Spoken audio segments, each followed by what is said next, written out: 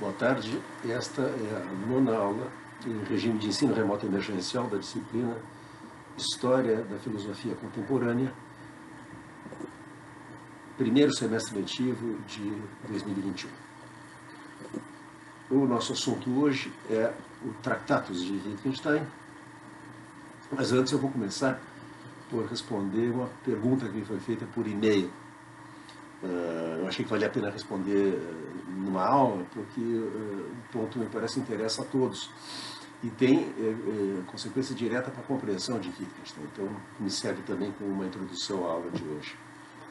O e-mail que eu recebi dizia o seguinte: boa tarde, professor. Eu não consegui compreender muito bem o porquê está errada a objeção de Benno Kerr a Frege, bem entendido.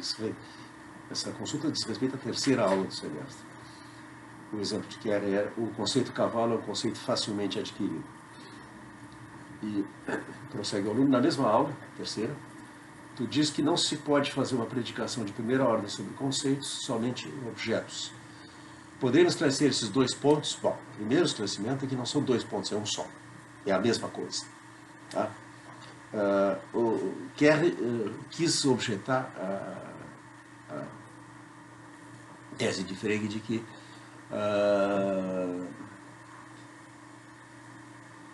conceitos não são objetos, que não se pode tratar um conceito como um objeto. E Kerr diz: espera um pouquinho, eu tenho um contra-exemplo fácil a isso. O conceito cavalo é um conceito facilmente adquirido. Eu estou fazendo uma predicação sobre o conceito cavalo. Qual é que é o problema? E é o objeto sobre o qual estou predicando. Resposta de Frege: não. Você não está fazendo uma predicação sobre um conceito. Você está predicando sobre um objeto, sim. Justamente porque está predicando sobre um objeto, você não está predicando sobre um conceito. O ponto de Frege é o seguinte: para que eu faça uma predicação sobre um conceito, o conceito precisa ocorrer no âmbito da predicação como um conceito. Ora, o conceito cavalo, nesse exemplo de Benno Kerr, não ocorre, essa expressão não ocorre em posição predicativa. Ocorre na posição de sujeito de predicação exclusivamente. Por isso, não pode estar designando um conceito. Se a expressão o conceito cavalo, tal como Kerr emprega, designasse um predicado, um conceito, nós poderíamos fazer o seguinte: nós poderíamos substituir, por exemplo, o cavalo de Alexandre, da Macedônia, chamava bucéfalo. Se o conceito cavalo designasse um conceito, portanto, se isso ocorresse em posição predicativa, eu poderia dizer, e faria sentido dizer isso, seria mesmo verdadeiro, bucéfalo ou conceito cavalo. Mas bucéfalo ou conceito cavalo está mal formado, não é predicação nenhuma, nem sequer é uma proposição com sentido. Por quê? Porque a expressão conceito cavalo ocorre aí como designador de um objeto. O predicado é um conceito facilmente adquirido, é um predicado de primeira ordem. Predicados de primeira ordem se predicam de objetos. Por isso, Frege diz em resposta a Kerr: o conceito cavalo não é um conceito. O conceito cavalo, nesta ocorrência específica, no exemplo que Kerr, não é um conceito. Designa um objeto. Tá? Isso não significa que não se pode fazer predicações sobre conceito. Pode-se sim. Mas um predicado de ordem N qualquer só pode ser predicado de algo que ocorre que é de ordem N-1. O predicado sempre tem que ser de uma ordem superior àquilo de que está se predicando. Predicados de primeira ordem são predicados de objetos. Nós podemos introduzir predicados de primeira ordem. O exemplo mais notório, desde Kant, é o predicado de existência. Ao dizer existem ornitorrincos, eu estou fazendo uma predicação. Sim, mas sobre o conceito de ornitorrinco, não sobre nenhum objeto. Eu estou dizendo que a extensão desse conceito não é vazia. Por isso, Frege diz a predicação, a noção de existência se assemelha à noção de número. De fato, a asserção de existência nada mais é do que a negação do número zero. Dizer existem ornitorrincos é dizer o número dos ornitorrincos é diferente de zero. E aqui há uma predicação, mas veja, só há predicação sobre um predicado porque o predicado ocorre mesmo nessa predicação, como predicado. Se eu escrevo, por exemplo, para algum x, f de x, ou para algum x é um quantificador. E um quantificador é um predicado de predicados. É uma predicação sobre f. Existe um x tal que f de x, e dizer a extensão do conceito de f não é uma extensão, não é vazia. Não é um conjunto vazio. Existem objetos nessa extensão aí. Tá? Então, de um modo geral, é possível predicar sobre o conceito, sim, mas para um conceito de ordem n, o predicado tem que ser um predicado de ordem n mais 1. Isso é um resultado absolutamente geral, que está na base da lógica como o Frege a concebeu e como nós a praticamos hoje. Esse é o ponto central. O outro ponto a assinalar é que, ao chamar a atenção para uma distinção lógica que se expressa na linguagem, mas que a linguagem não descreve, Frege está plenamente atento para o fato de que uma frase como o conceito cavalo não é um conceito, soa como um paradoxo. E Frege diz que só o compreenderá o leitor que me considera um grão de sal. Isso é, que estiver disposto a não tomar o que Frege está dizendo ao pé da letra, porque tomado ao pé da letra isso é um contrassenso.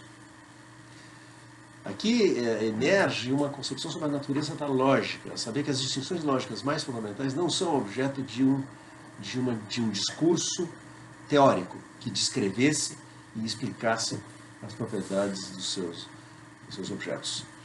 A lógica tem um estatuto completamente diferente do de outras ciências, e isso, esse caráter excepcional da lógica, isso justamente está no coração da concepção de lógica que Wittgenstein vai desenvolver a partir de Frege. Como eu disse mais uma vez, Wittgenstein é o primeiro fregiano na história da filosofia analítica. Então, a objeção de Kerr não funciona, não colhe. Kerr, o que quer que ele pense, não dá um exemplo de uma predicação de primeira ordem sobre um conceito. Ele dá um exemplo de uma predicação de primeira ordem sobre um objeto. Que objeto é esse? Bom, Frege não chega a dizer. Mas do conjunto da filosofia de Frege se depreende facilmente que o Frege está pensando que o objeto em questão aí é a extensão conceitual. Ora, a extensão do conceito cavalo é o conjunto dos cavalos. E o conjunto dos cavalos não é um conceito facilmente adquirido, porque o conjunto dos cavalos não é um conceito para começo de conversa. Então, o exemplo de Benoquer se é desarmado completamente e fica-se com esse resultado geral para uma entidade. Eu digo entidade porque começamos com objetos, depois passamos para conceitos. Para uma entidade de ordem n, toda a predicação deve ser de ordem n mais 1. Isso, digamos assim, como objetos são ordem 0, de objetos nós predicamos conceitos de primeira ordem, de conceitos de primeira ordem predicamos conceitos de segunda ordem, de conceitos de segunda ordem predicamos conceitos de terceira ordem e assim por diante. Isso é o essencial da resposta de Frege a Benoquer, e vocês têm isso exposto limpidamente pelo próprio Frege no ensaio sobre conceito e objeto que nós temos no Dropbox. Eu espero ter resolvido a dúvida do Vitor e de quem mais tenha ficado com a mesma dificuldade. Certo? Vamos ver agora Wittgenstein. Então, como eu disse para vocês, as ideias mais importantes de Wittgenstein lhe ocorreram muito cedo, muito no início da sua colaboração com Russell. Wittgenstein, como eu contei na aula passada, foi para Cambridge, orientado por Frege, estudar com Russell. No primeiro semestre que ele tem aulas com Russell, em 1912, Wittgenstein já escreve para Frege dizendo o seguinte, eu vou repetir isso porque eu acho da maior importância. Essa é a carta de 22 de junho de 1912, que Wittgenstein escreve a Russell, ao cabo do primeiro termo letivo em que ele assistiu às aulas de Russell. Ele diz: a lógica ainda está no cadinho, está em estado de fusão, está sendo montada. Mas uma coisa se torna cada vez mais óbvia para mim. As proposições da lógica contêm apenas variáveis aparentes, o que no jargão de Russell significa variáveis ligadas. Isso vai ser um tema que vai permanecer ao longo de todo o itinerário de Wittgenstein. A ideia de que na lógica só ocorrem variáveis ligadas, ou aparentes no jargão de Russell. Em troca, na matemática só ocorrem variáveis livres ou variáveis reais no jargão de Russell. Isso vai ser um fio da meada da filosofia da matemática de Wittgenstein, anos mais tarde, em plena década de 40 já. E ele diz, então, uma coisa se torna cada vez mais óbvia. Para mim, as proposições da lógica só podem conter variáveis aparentes ou reais, e seja qual for a explicação adequada das variáveis aparentes, a sua consequência deve ser que não há constantes lógicas. Não há constantes lógicas. Essa é a ideia central. A lógica deve resultar ser uma ciência de uma espécie totalmente diferente de qualquer outra. Bom, vamos dar uma olhada no texto do Tratatus, em 1918, 6 anos depois disso. O que Wittgenstein escreve.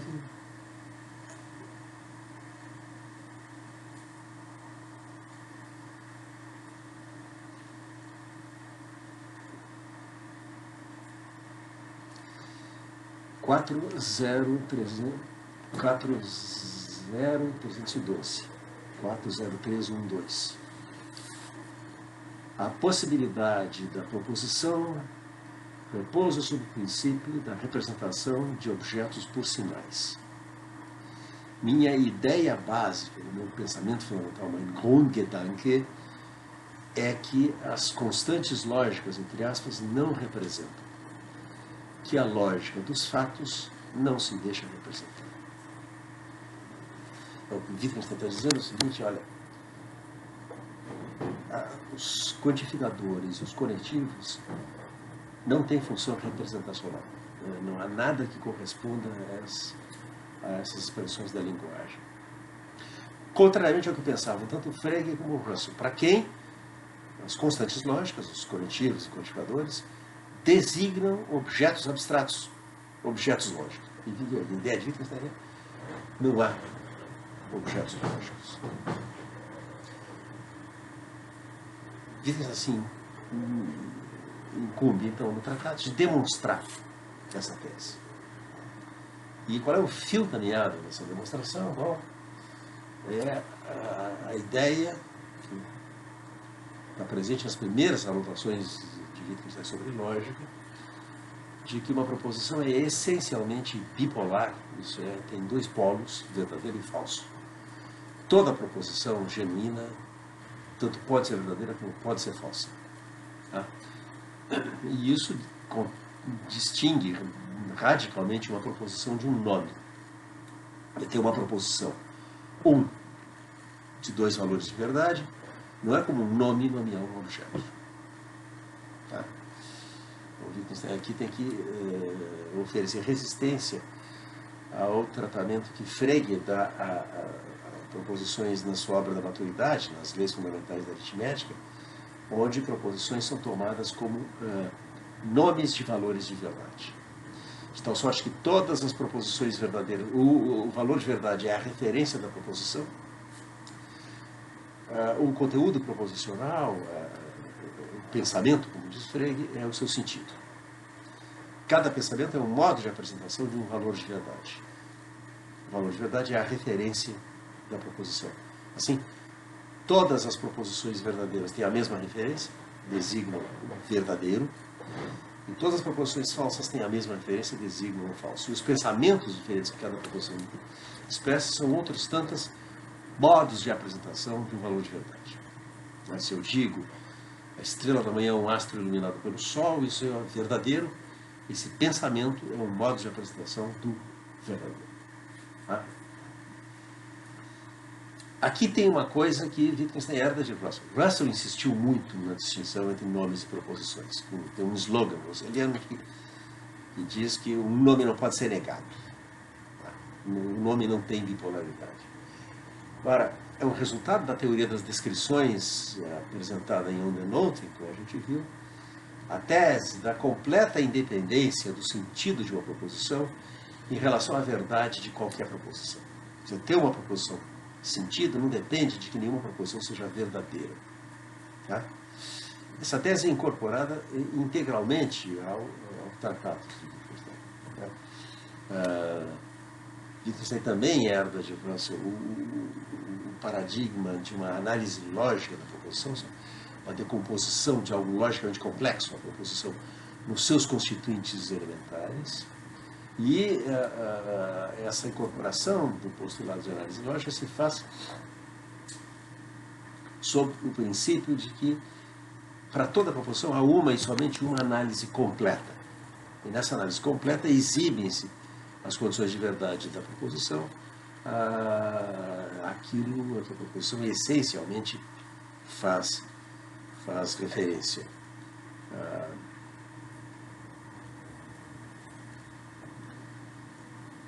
Então, em 2.0.2.1, Wittgenstein escreve: os objetos, que são os referentes dos nomes que ocorrem na proposição na sua forma completamente analisada, os objetos constituem a substância do mundo, por isso não podem ser compostos. Aqui vem a noção de substância. Na filosofia clássica, desde Aristóteles, substância é o que permanece idêntico a si mesmo sob a modificação dos seus atributos. Tá? Wittgenstein herda de Russell a ideia de que o referente de um nome é um objeto que não pode não existir. Portanto, como quer que o mundo seja, os objetos são dados. Eles podem ocorrer em diferentes configurações. E Wittgenstein chama estados de coisa. Mas são os mesmos objetos. Por isso, os objetos herdam da noção metafísica clássica de substância essa permanência, essa identidade. Eles são os mesmos objetos em quaisquer situações possíveis. Tá? Então, Wittgenstein escreve, portanto, 2.0.21, os objetos constituem a substância do mundo. Por isso não podem ser compostos. E então ele escreve: se o mundo não tivesse substância, se não houvesse objetos referentes de nomes, ter ou não sentido uma proposição dependeria de ser ou não verdadeira uma outra proposição.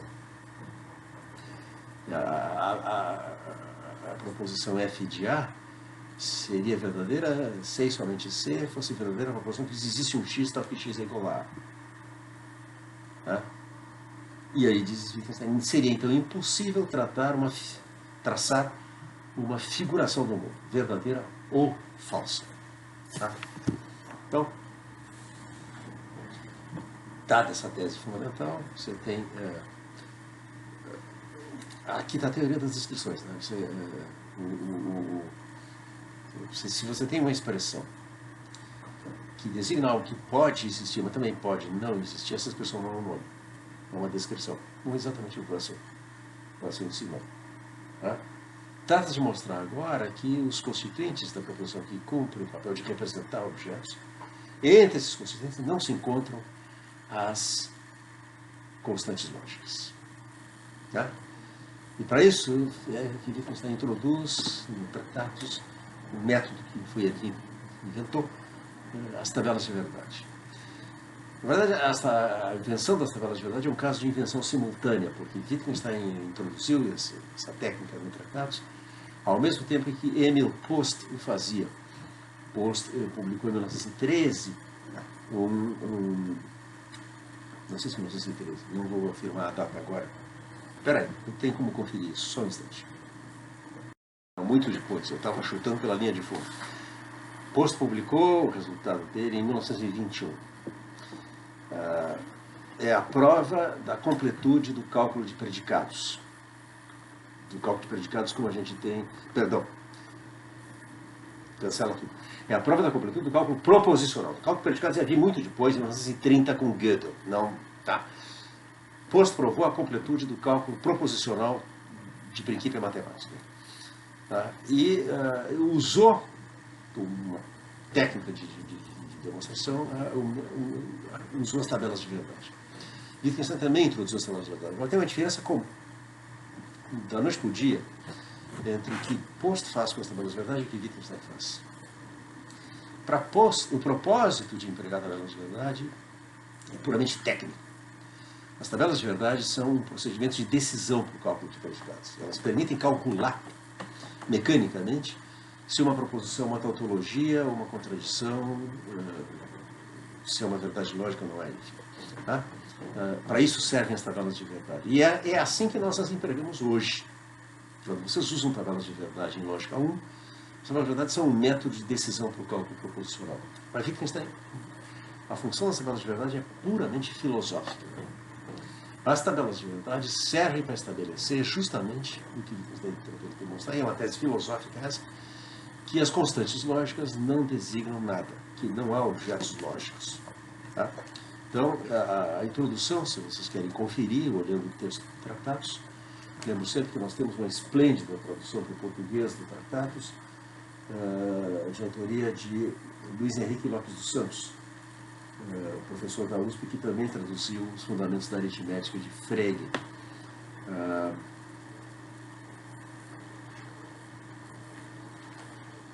Em 431, Wittgenstein escreve: podemos representar as possibilidades de verdade por meio de esquemas da seguinte espécie. V significa verdadeiro, F significa falso. E aí apresenta 3 tabelinhas de verdade. Eu não vou me dar trabalho nem de pôr no quadro negro isso para vocês, mas eu estou aqui elas. Uma tabela de verdade, você tem uma função de verdade de 3 proposições elementares. Você tem uma função de verdade de 2 proposições elementares. No primeiro caso tem 8 linhas de tabela de verdade. 2 proposições você tem 4 linhas. Uma proposição só tem 2 linhas. E Wittgenstein diz: a série dos V e F, sobre a série das proposições elementares, significam, num simbolismo facilmente compreensível, as possibilidades de verdade dessas proposições. E então ele define: a proposição é a expressão da concordância e discordância com as possibilidades de verdade das proposições elementares. Ora, muito bem, logo adiante, em 441, Wittgenstein diz: é claro que ao complexo de sinais F e V não corresponde nenhum objeto ou complexo de objetos, como tampouco aos traços horizontais e verticais ou aos parênteses. Não há objetos lógicos. Não há objetos lógicos. Isso aqui é o que ele diz ser a sua ideia, o seu pensamento mais fundamental.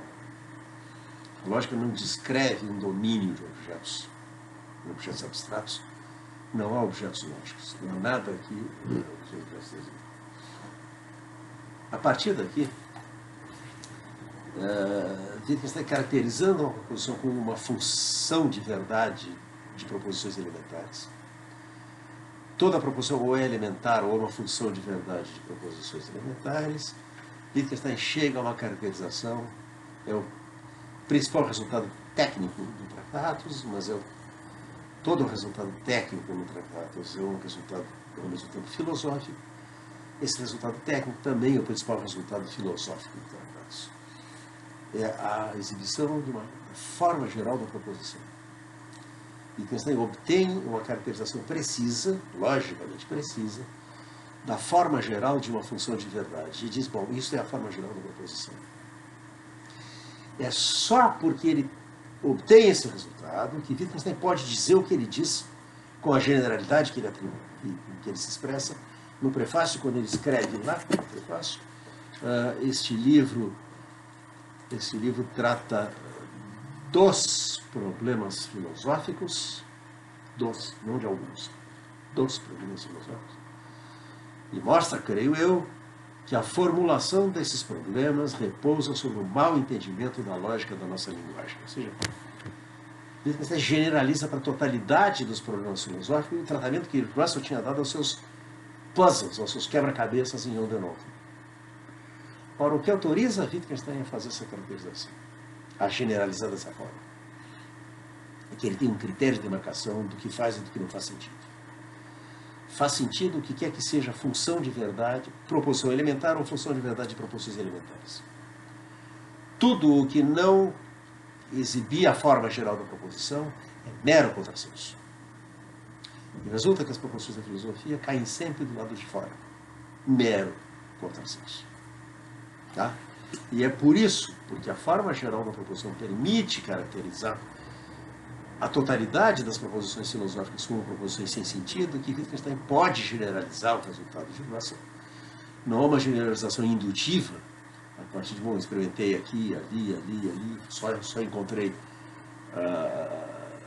meros quebra-cabeças, né, pseudo-problemas decorrentes da má compreensão da lógica da linguagem corrente, mas é um resultado fundado na especificação da forma geral da proposição.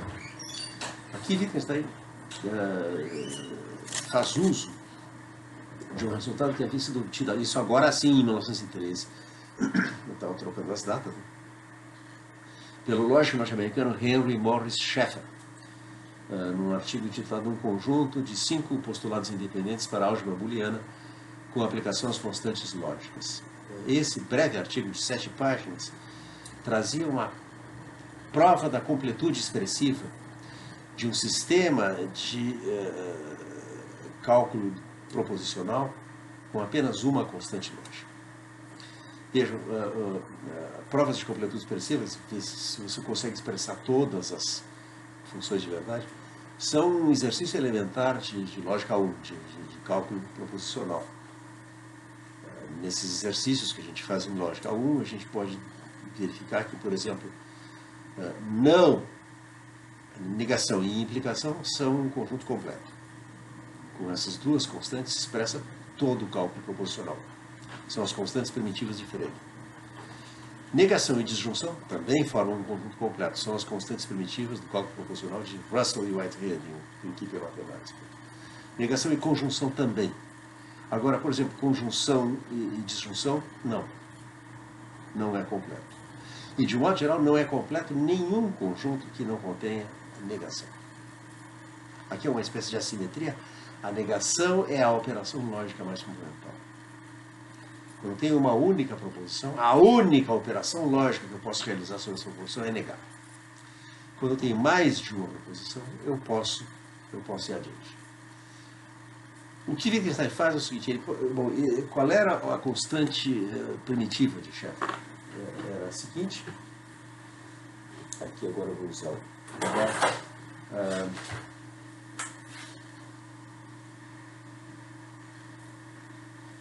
a negação conjunta.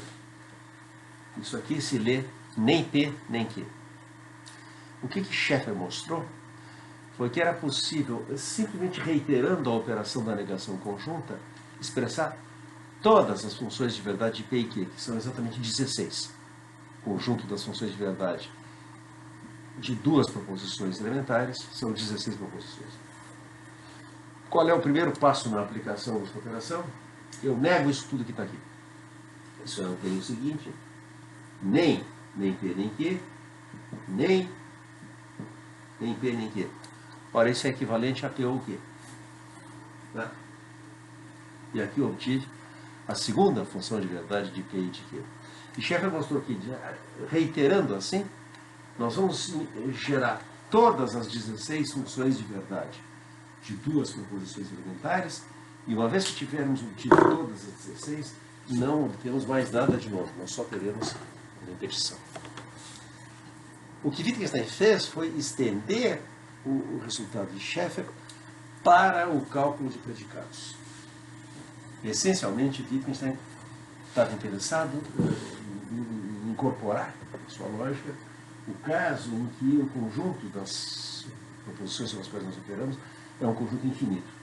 Então ele não podia usar um operador finitário como é o de Schaeffer, e ele introduziu um outro operador que não se aplica sobre um conjunto de proposições, se aplica sim sobre um conjunto, mas não sobre um conjunto finito. É um conjunto que não pode ser dado por enumeração, eventualmente.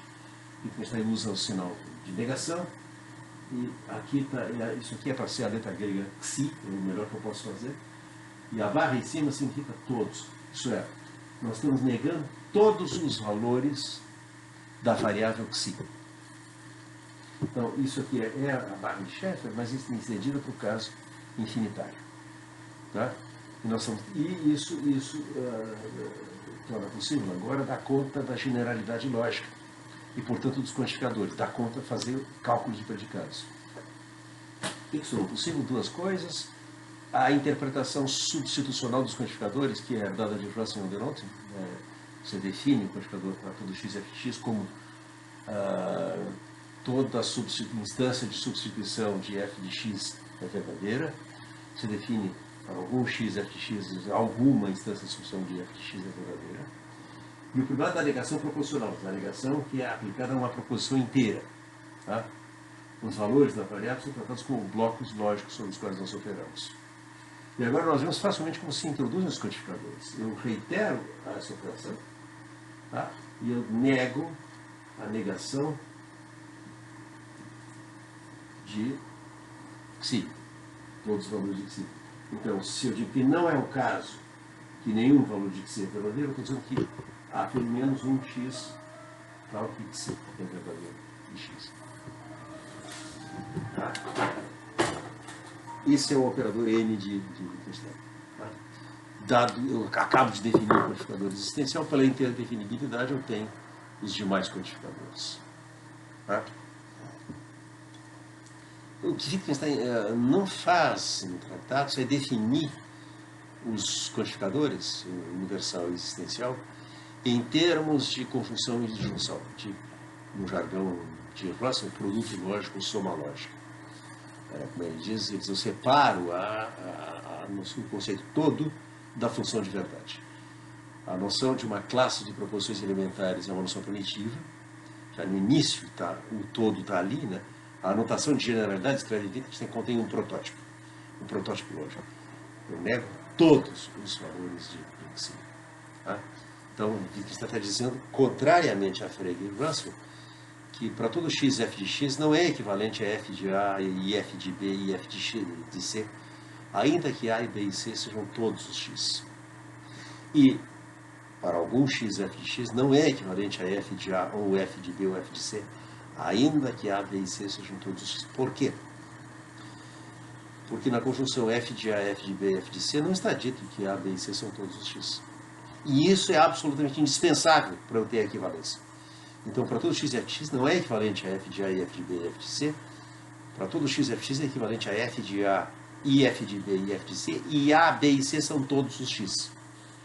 Do mesmo modo, para algum x, ou existe um x tal que f de x, não é equivalente a f de a ou f de b ou f de c, mas sim a f de a ou f de b ou f de c. E a, b e c são todos os x. Tá? Bom, a indicação da forma geral da proposição dá um sentido preciso à independência do sentido em relação à verdade. Tá? Nós caracterizamos o que é para uma proposição ter sentido, tá? E obtemos esse resultado absolutamente geral. Toda a proposição é uma função de verdade de proposições elementares. E a proposição elementar é uma função de verdade de si mesma. Em 5.101 do tratado, Wittgenstein lista todas as 16 funções de verdade binárias de P e Q, e uma dessas funções é P e a outra dessas funções é Q. Literalmente, precisamente, a função de verdade a proposição elementar é uma função de verdade de si mesma. Então, o principal resultado da teoria das descrições, que é a tese da independência do sentido em relação à verdade, é resgatado pela especificação da forma geral da proposição. Há duas indicações do que seja a forma geral da proposição. Uma pode ser chamada informal e outra formal. No curso dos aforismos 5, Wittgenstein escreve: a forma geral da proposição é assim estão as coisas. Isso é, toda a proposição diz assim estão as coisas. Tá? No aforismo 6 diz, a forma geral da proposição aí tem uma anotação própria.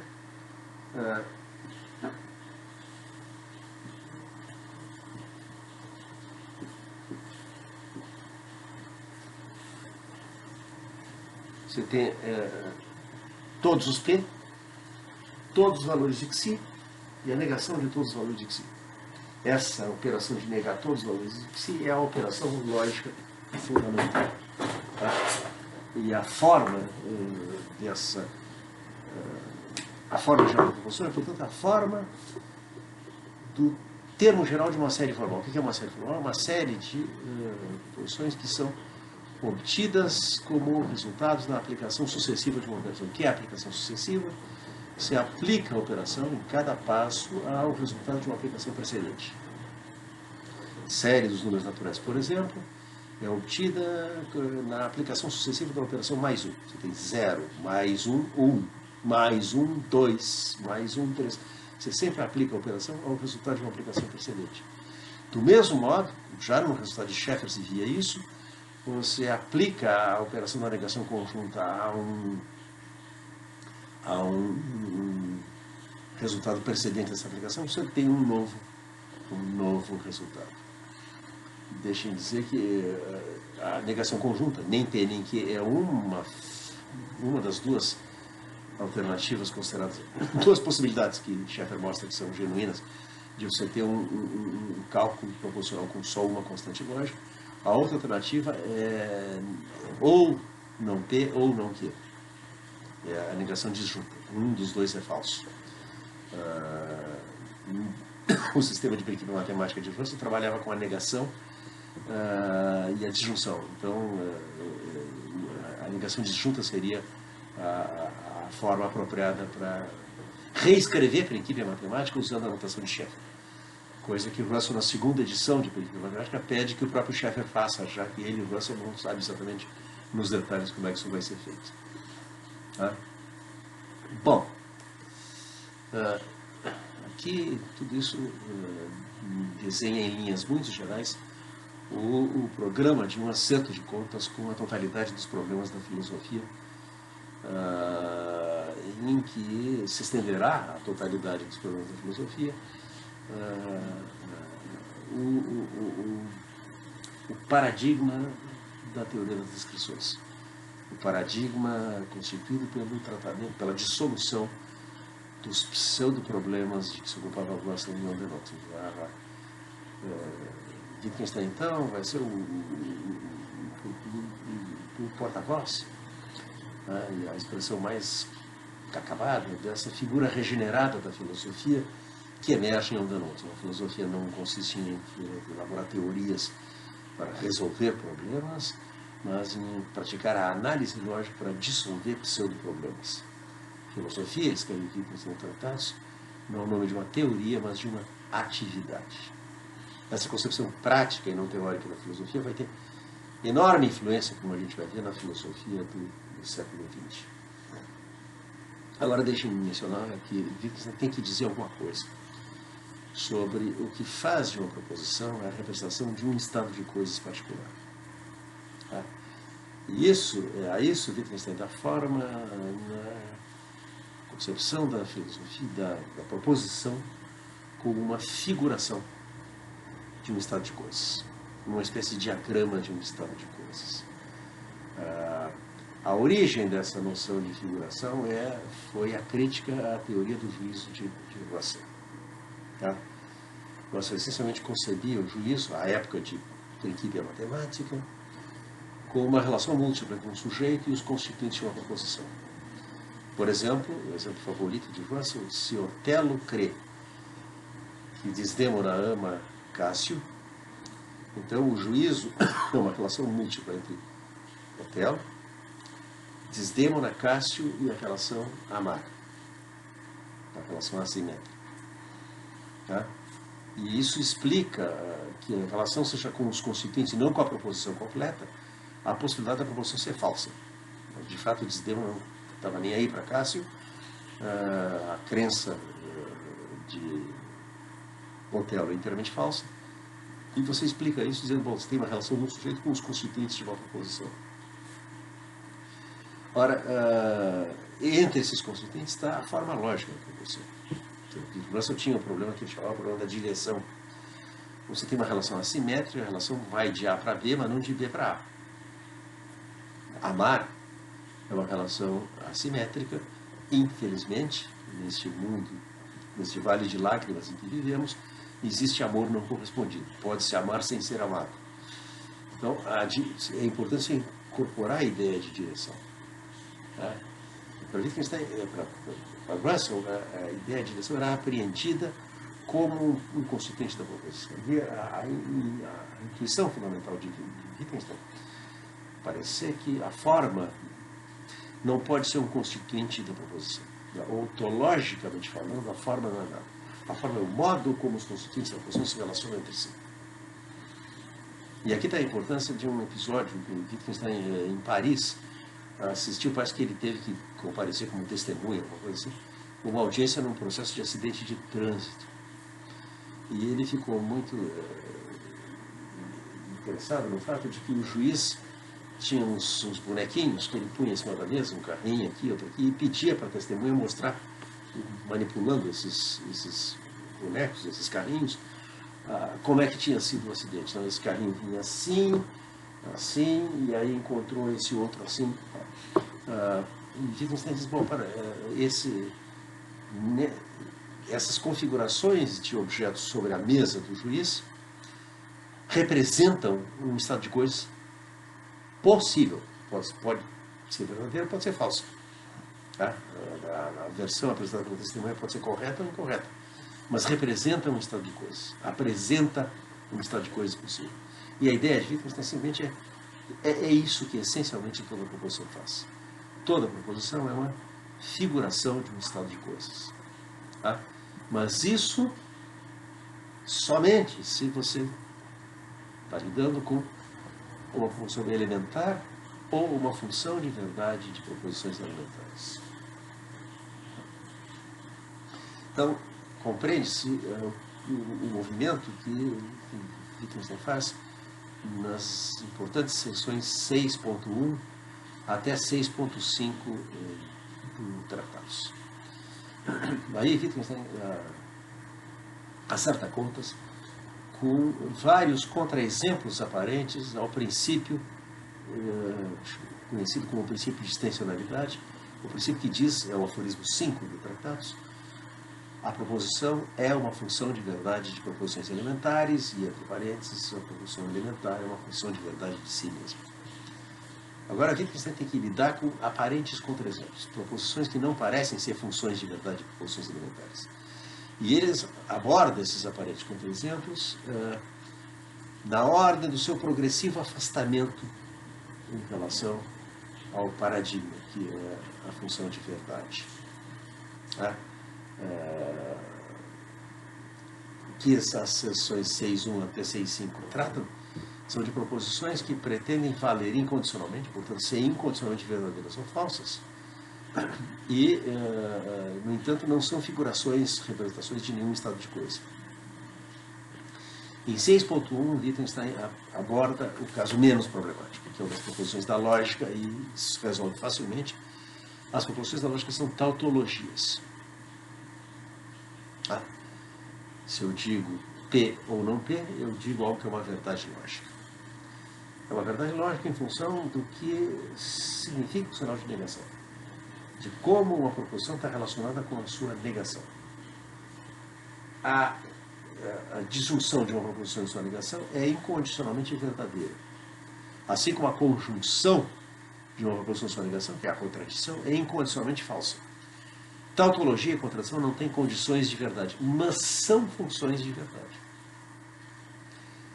Tanto a tautologia como a contradição estão entre as 16 funções de verdade das proposições, de duas proposições elementares, que Wittgenstein lista em 5.101. Tá?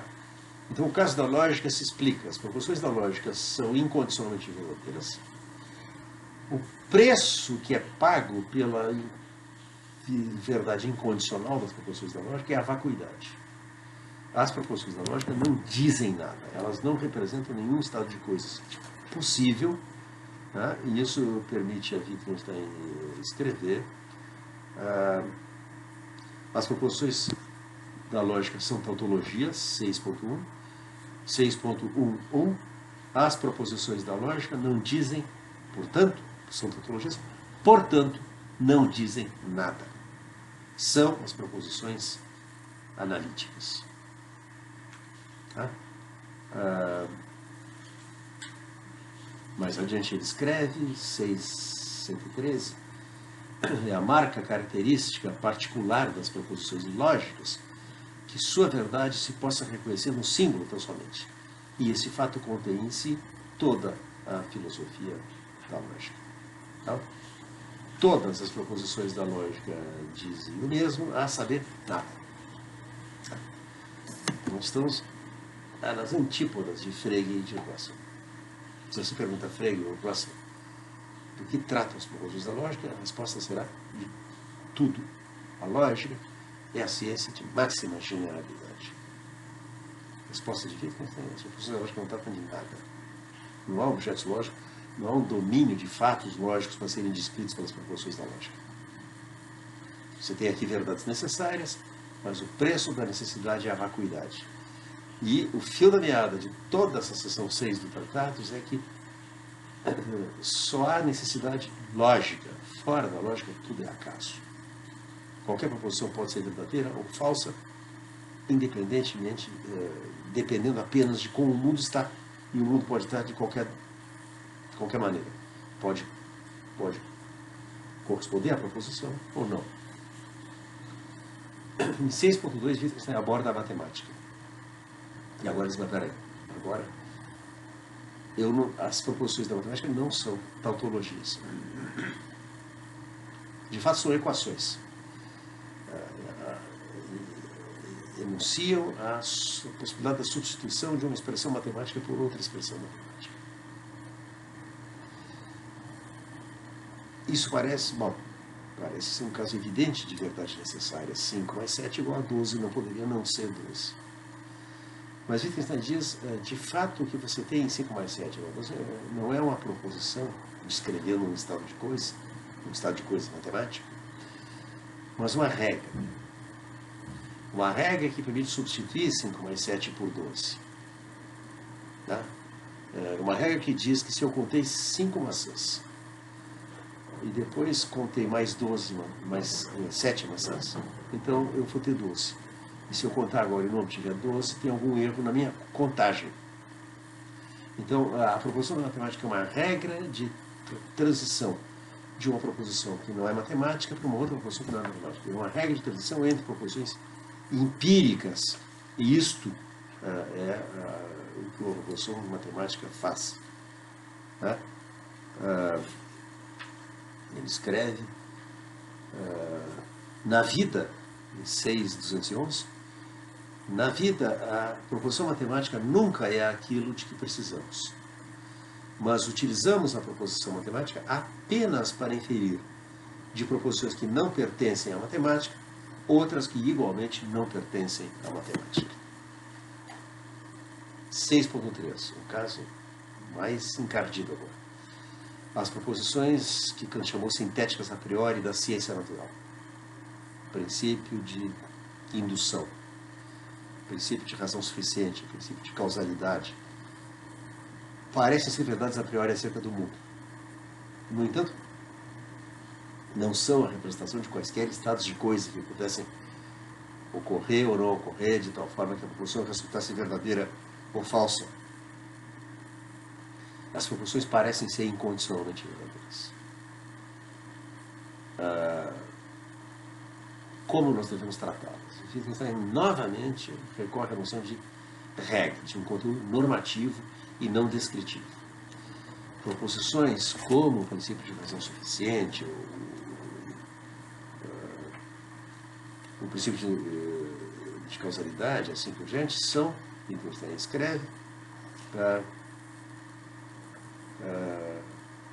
proposições como o princípio de razão, continuidade da natureza, mínimo esforço da natureza, etc., todas elas são iluminações a priori sobre a conformação possível das proposições da ciência. Certo? As proposições ditas sintéticas a priori da ciência natural, os princípios da ciência natural, são especificações sobre como organizar uma descrição empírica do mundo. Por exemplo, o princípio de indução diz o seguinte: se você tem dois conjuntos de descrições da realidade, ambos igualmente confirmados pelos fatos da observação, escolha o mais simples. Uma regra metodológica não tem nenhuma razão pela qual a descrição mais simples deva ser a verdadeira. Mas há uma conveniência nossa, teórica, de trabalhar com a descrição mais simples. Essa é a função da noção de simplicidade na ciência. E esse é todo o sentido do princípio de indução. Em 6.4, Wittgenstein aborda as proposições sobre valores, as proposições da ética e da estética. Mais uma vez, nós temos proposições que pretendem ser incondicionalmente verdadeiras, às quais nenhum fato corresponde todavia. E a tese de Wittgenstein é a seguinte: nenhum fato corresponde, portanto nada no mundo, porque o mundo é apenas a totalidade dos fatos. No mundo não há nenhum valor. Qualquer valor está fora do mundo, não pode estar no mundo. Portanto, não pode haver proposições éticas, nem proposições estéticas. Proposições da ética ou da estética não dizem nada acerca do mundo, expressam, todavia, uma atitude perante o mundo. E aí nós podemos ter atitudes diferentes. Wittgenstein diz...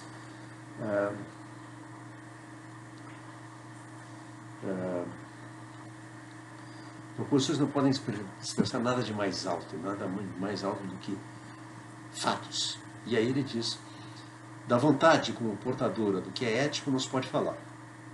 E a vontade como fenômeno interessa apenas a psicologia. Se a boa ou má volição, o bem querer ou o mal querer, altera o mundo, só pode alterar os limites do mundo. Não os fatos, não o que pode ser expresso pela linguagem. Em suma, o mundo deve então tornar-se a rigor outro mundo. Deve, por assim dizer, minguar ou crescer como um todo. E adiante diz: o mundo dos felizes é diferente do mundo dos infelizes. O que quer dizer isso? Você tem duas atitudes possíveis. Quando você constata que só há necessidade lógica, fora da lógica tudo é acaso, você deve extrair como consequência que os fatos, como diz Wittgenstein, são independentes da minha vontade. Se acontece aquilo que eu quis que acontecesse, isso é, diz Wittgenstein, uma dádiva do destino, uma feliz coincidência. Se não acontece o que eu desejava, vai muito pior, mas em qualquer caso, o que acontece ou o que não acontece é inteiramente contingente e independente da vontade. Ora, a minha atitude diante do fato de que as coisas acontecem independentemente da minha vontade pode ser muito diferente. Eu posso aceitar que as coisas são como são e não como eu queria que fossem. E essa atitude de acatamento constitui o mundo dos homens felizes, e é um mundo grande. Por isso que eu falo, o mundo cresce ou mingua. E em troca o mundo do ressentido, daquele que não se resigna com o fato de que as coisas não são como ele queria que fossem, é vivido com uma prisão, um constrangimento. Aqui Wittgenstein ecoa uma tradição de fatalismo filosófico que remonta ao estoicismo grego, que passa na filosofia moderna por autores como Spinoza ou Nietzsche, em que essencialmente a ideia é: bom, eu posso modificar minha atitude em relação ao mundo, eu não posso modificar o mundo. E aí, isso é expresso exemplarmente, por exemplo, na filosofia antiga, na tradição estoica, por Marco Aurélio, o imperador romano que foi um filósofo estoico. Marco Aurélio escreve nas suas meditações: tudo o que te acontece, ou bem te acontece de tal maneira que a tua natureza possa suportá-lo, ou bem te acontece de tal maneira que a tua natureza não possa suportá-lo. Se te acontece que a tua natureza pode suportar, não te rebeles. Suporta-o como pode a tua natureza. Se te acontece o que a tua natureza não pode suportar, não te rebeles, pois apenas te esgotarás em vão. Considera, porém, que em boa medida de ti depende o que pode e o que não pode a tua natureza suportar. Em Nietzsche, que foi um filósofo que Wittgenstein leu com admiração, nós temos essa ideia de que... Bom, primeiro vamos falar de Spinoza. Wittgenstein não leu Spinoza, mas aqui Spinoza tem uma definição lapidar: liberdade é a consciência da necessidade. Nós nos libertamos da ilusão de que nós podemos modificar o mundo. E aceitando que o mundo é como é, e não como nós gostaríamos que fosse, nós nos libertamos da ilusão de que o mundo poderia ser mudado e, portanto, do desejo de mudar o mundo. E nesse acatamento está a libertação, a sabedoria e, dirá Spinoza, a alegria. E da mesma maneira para Nietzsche, a atitude que nós temos que é uma atitude que diz sim ao mundo, que acolhe o mundo tal como ele é, tá? Que não quer que o mundo seja diferente do que ele é. A atitude de quem quer que o mundo seja diferente do que ele é a atitude do ressentido, é a má vontade, é o mundo dos homens infelizes. Os homens felizes acolhem o mundo como ele é e rejubilam-se que o mundo é como é e não como você queria que fosse. Amor fati, escreve Nietzsche, amor ao destino. Essa é a chave da sabedoria, da felicidade. Por fim, Wittgenstein aborda as proposições da filosofia. E aqui está o caso mais difícil de todos. Porque, de maneira nenhuma, as proposições da filosofia não são tautologias nem contradições, não são equações matemáticas, não são prescrições metodológicas para a ciência empírica, não são proposições que expressam uma atitude perante o mundo, são meros contrassensos. Tá? Então, chegamos a uma condenação cabal da totalidade das proposições da filosofia, o que incluirá as proposições do próprio Tratados. Em 6.53, Wittgenstein escreve: o método correto da filosofia seria propriamente este: nada dizer senão o que se pode dizer. Portanto, proposições da ciência natural, ou seja, algo que nada tem a ver com filosofia. E então, sempre que alguém pretendesse dizer algo de metafísico, mostrar-lhe que não conferiu significado a certos sinais em suas proposições. Este método seria para ele insatisfatório, não teria a sensação de que lhe estivéssemos ensinando filosofia, mas esse seria o único rigorosamente correto.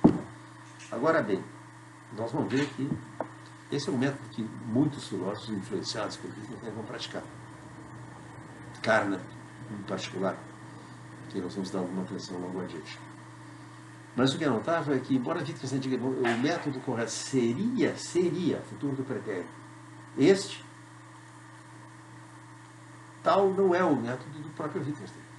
Não é o que ele faz no Tratados. O praticante do método, o único método correto, é o cara que enfia o dedo na cara do metafísico e diz: você não conferiu significado a certos sinais em suas proposições.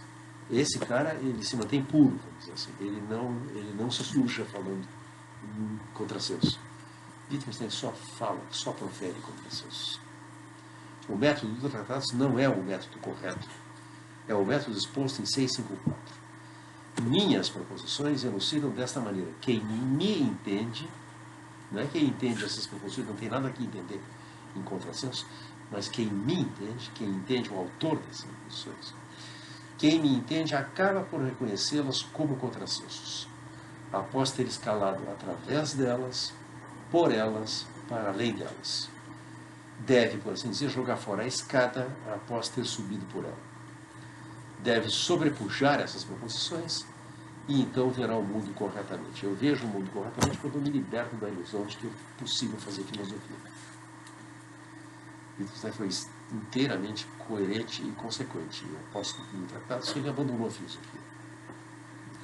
E ele só volta 10 anos depois, quando se convence que o tratado não tinha, de fato, acertado contas de maneira definitiva com os problemas da filosofia. Essa metáfora da escada, de jogar fora depois de subir, provém da tradição cética, pirrônica grega.